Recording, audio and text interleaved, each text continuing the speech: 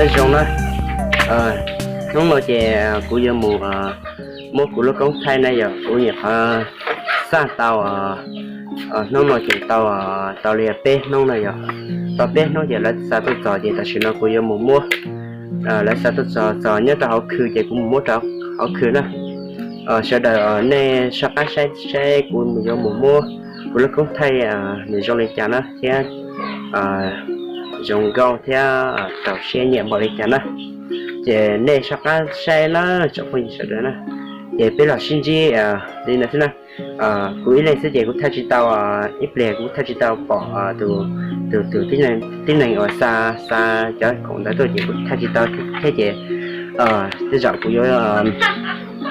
bây giờ của vô mốt kè của thay kè của chắc phải lên nó sẽ tài kè bây giờ ít lẻ của thấy rồi đã cho kè ta xin là bây giờ vô sau lên ta sẽ bây giờ của là cho chế kè cái mà đi ta thay bỏ sau này ta bỏ để lúc có thay đấy rồi chắc xin là ít lẻ kè sau này ba sẽ lúc có thay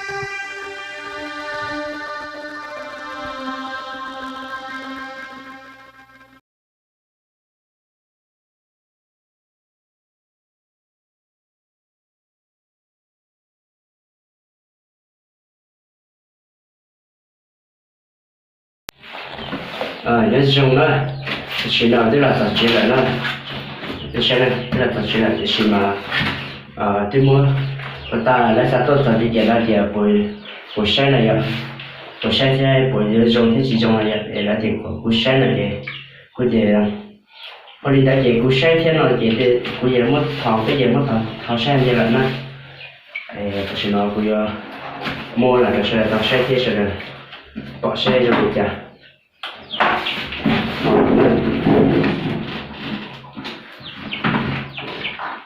bạn cũng đừng có nói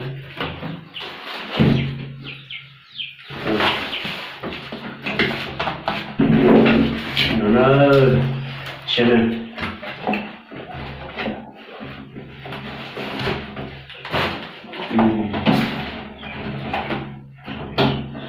thơ rằng nhiều quốc thầy sẽ về cho bao nhiều quốc thầy nữa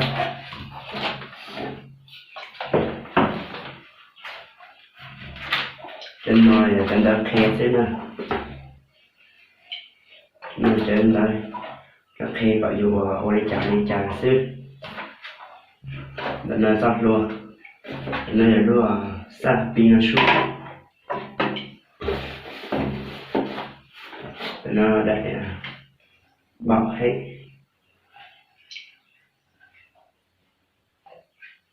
nên bảo hết này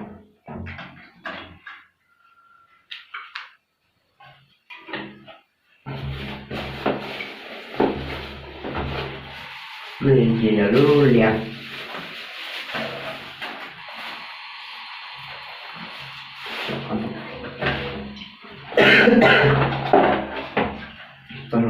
tôi nó cảm phát tiếp xúc cho tôi hướng cho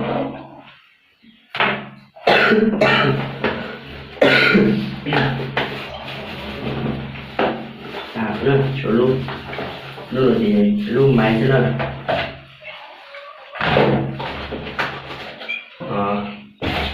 luôn máy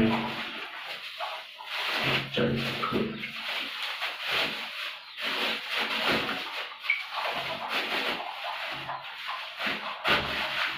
người gì luôn máy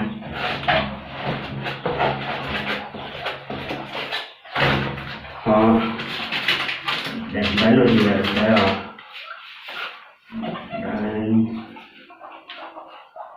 để ra bán hơn bây giờ tiền bạc hay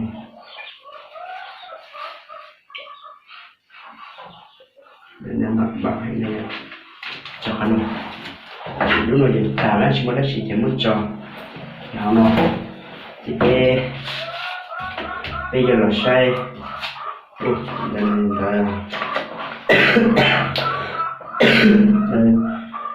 họ có thay gì là nhỉ trong chỉ nói về bây giờ sẽ được cũng thay này nhỉ một thể nhớ thì sẽ mà của ta bé một thằng đi học nữa một trò chứ chỉ nói của giờ sẽ là đánh đá là kia này là kia ở ít đi này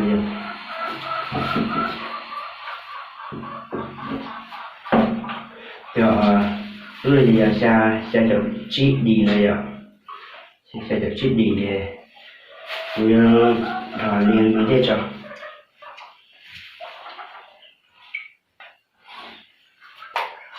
vì nó mà hiện rồi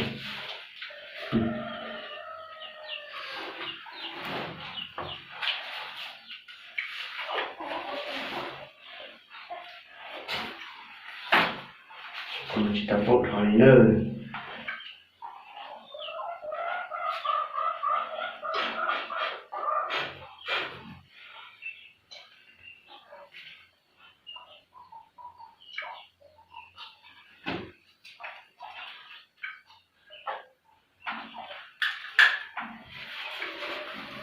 thảo nữa nên thảo thì bỏ lại thảo thì là thảo đi nó chứ xin lỗi thảo rất thảo nữa xin thảo sẽ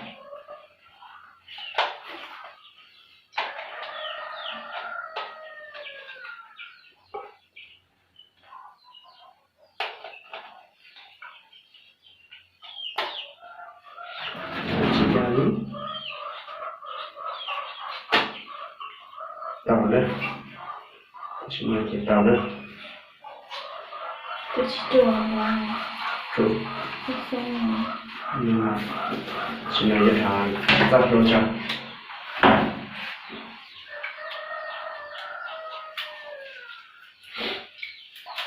การทำเราตัดแช่เดี๋ยวการได้ชิ้นที่นั่น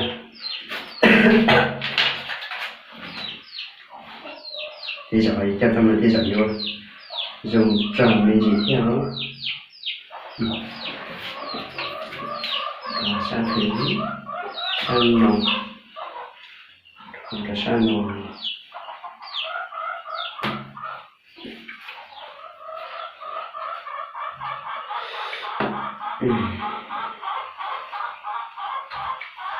Ui. Từ từ rồi thế nào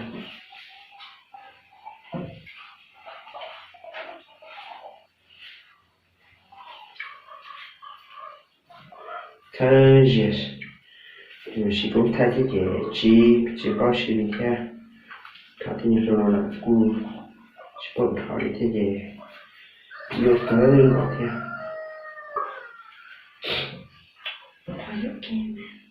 Rồi đi chả. Chị ở đây nó. Chả ở đây. Chả chờ nó được một chỗ.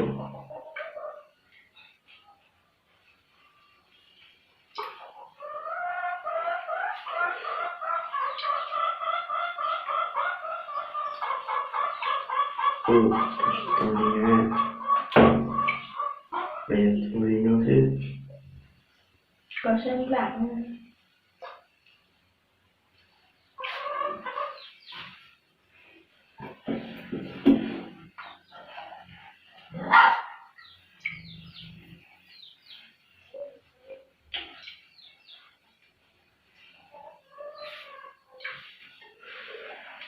Có gì để đi nó?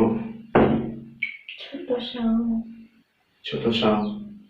Tôi có rất là nhiều khó, có một danh nhân. Bây giờ muốn thằng gì kia nó hết. Tôi còn tôi sáng thì Tôi có nó. chị nhớ chị nhớ Dạ. chị nhớ quá tôi sẽ cô này Bây giờ nó còn. Thầy được kiện đó. Sẽ tôi chỉ bông nha. Thỏ, chúng ta là thỏ thế nào?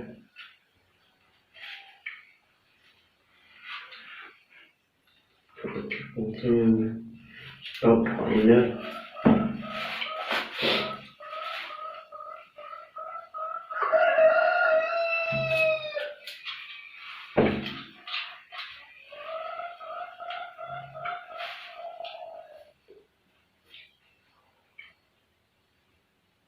chào con xin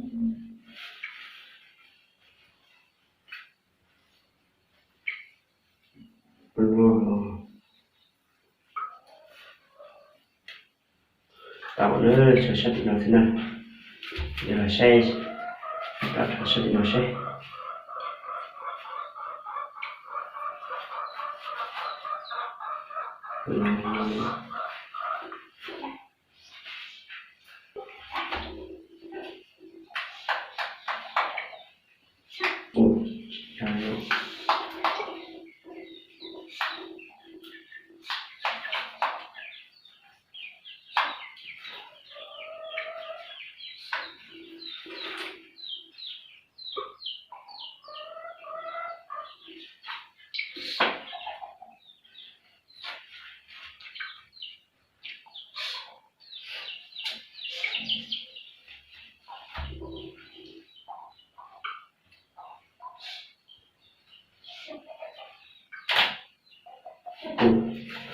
chỉ điều kiện trồng nha tập nữa chỉ nó là tập kia mà nữa sẽ đây rồi mình cả nữa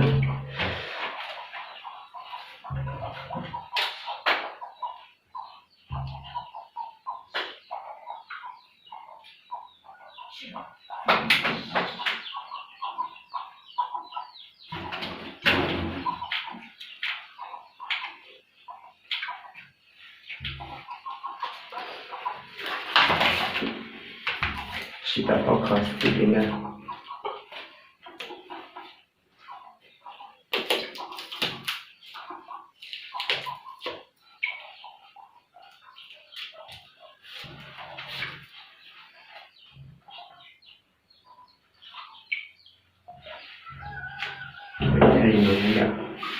Ini ya.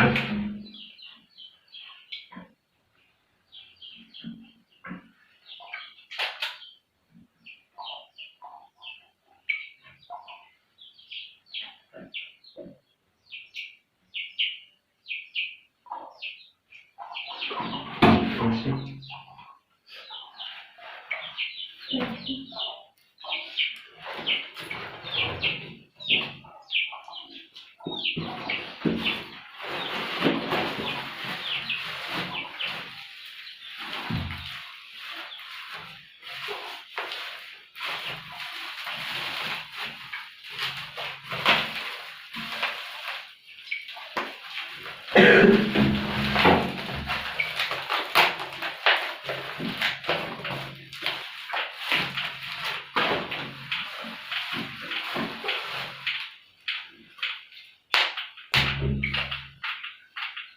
Chỉ là tính nhau nó chỉ cho tao giống đấy.